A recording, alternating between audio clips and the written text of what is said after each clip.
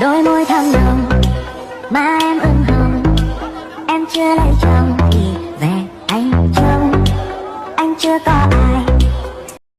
Sai lầm lớn nhất anh mang trong cuộc đời là đánh mất em khi ta tuổi đôi mươi, là muốn ngấp mông em.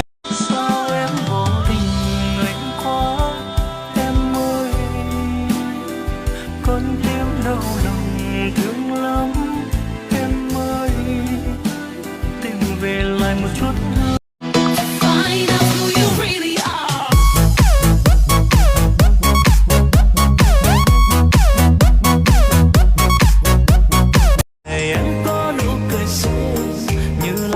Trời bé con dừng lại một chút thôi để đắm đuối bầu trời có hai ta thôi.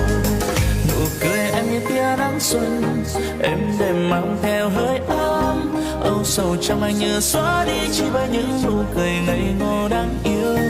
Ngày em có nụ cười xinh như là mặt trời bé con dừng lại một chút thôi.